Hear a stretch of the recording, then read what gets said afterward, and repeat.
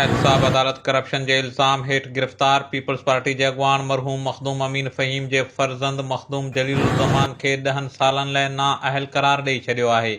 इंतहाई अहम ख़बर खां तव्हांखे आगाह कंदा हलूं त हैदराबाद में एहतसाब जी अदालत मखदूम जलीलुज़्ज़मान खे 10 सालनि लाइ नाअहल करार ॾेई छॾियो आहे।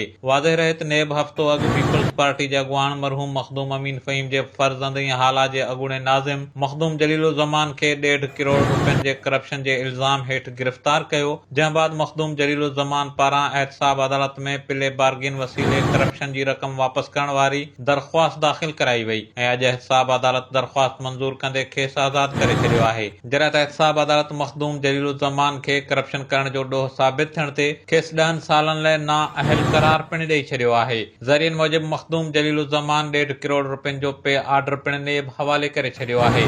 एहतसाब अदालत पारां नाअहल करार ॾियण बाद मखदूम जलीलुज़्ज़मान ते 10 सालनि ताईं इलेक्शन में हिसो वठण समेत को बि सरकारी उहिदो तोड़े बैंक मां कर्ज़ खणण ते पाबंदी हूंदी।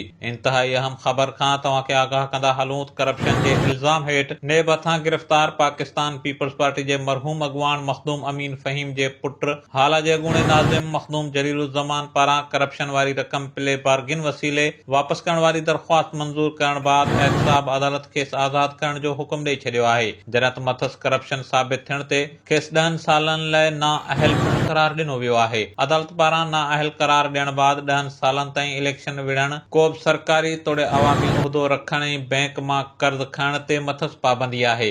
जॾहिं त ज़रियनि वटां मिलियल ॼाण मूजिबि मखदूम जलीलुज़्ज़मान पारां 1.5 करोड़ रुपयनि जो पे आर्डर पिणु नेब हवाले कयो वियो आहे, जंहिं बाद नेब खेसि आज़ाद करे छॾियो आहे।